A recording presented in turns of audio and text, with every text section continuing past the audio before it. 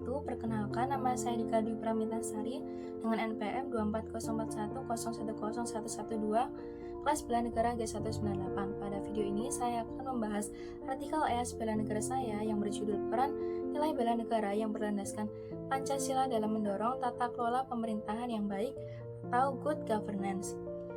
Pembahasan ini didasarkan pada pemahaman bahwa bela negara merupakan kewajiban setiap warga negara sebagaimana diamanatkan dalam Undang-Undang Dasar 1945.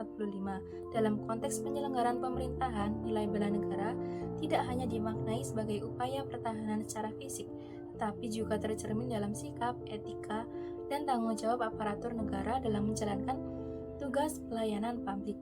Melalui video ini, saya akan menjelaskan keterkaitan antara nilai bela negara yang berlandaskan Pancasila dengan penerapan prinsip-prinsip good governance dalam administrasi publik. Secara konseptual, bela negara merupakan sikap fundamental yang harus dimiliki oleh setiap warga negara Indonesia. Bela negara berakar pada semangat nasionalisme serta nilai-nilai Pancasila dan Undang-Undang Dasar 1945. Hal ini ditegaskan dalam pasal 27 ayat 3 yang menyatakan bahwa setiap warga negara berhak dan wajib ikut serta dalam upaya pembelaan negara. Namun, pembelaan negara tidak selalu diwujudkan dalam bentuk fisik. Bela negara juga tercermin melalui peranan fisik seperti kepatuhan terhadap hukum, tanggung jawab sosial, serta kontribusi positif dalam penyelenggaraan pemerintahan.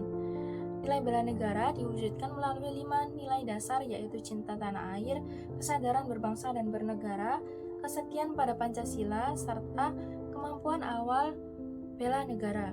Nilai-nilai inilah yang menjadi pedoman sikap dan perilaku warga negara termasuk aparatur pemerintah dalam menjalankan tugasnya. Dalam bidang administrasi publik itu sendiri, nilai bela negara berlandaskan Pancasila memiliki keterkaitan yang erat dengan prinsip-prinsip good governance. Good governance menekankan pada transparansi, akuntabilitas, partisipasi masyarakat, responsivitas, serta penegakan hukum. Nilai cinta tanah air mendorong aparatur negara untuk mengutamakan kepentingan masyarakat di atas kepentingan pribadi atau kelompok. Kesadaran berbangsa dan bernegara membantu aparatur menjaga profesionalitas serta konsistensi dalam menjalankan aturan. Sementara itu, kesetiaan pada Pancasila menjadilah landasan moral yang mengarahkan aparatur untuk bertindak jujur, adil, dan bertanggung jawab. Dengan internalisasi nilai bela negara, aparatur negara tidak hanya menjalankan tugas secara administratif, tetapi juga menjunjung tinggi etika, menghindari penyalahgunaan wewenang, serta berkomitmen mewujudkan pemerintahan yang bersih dan berintegritas.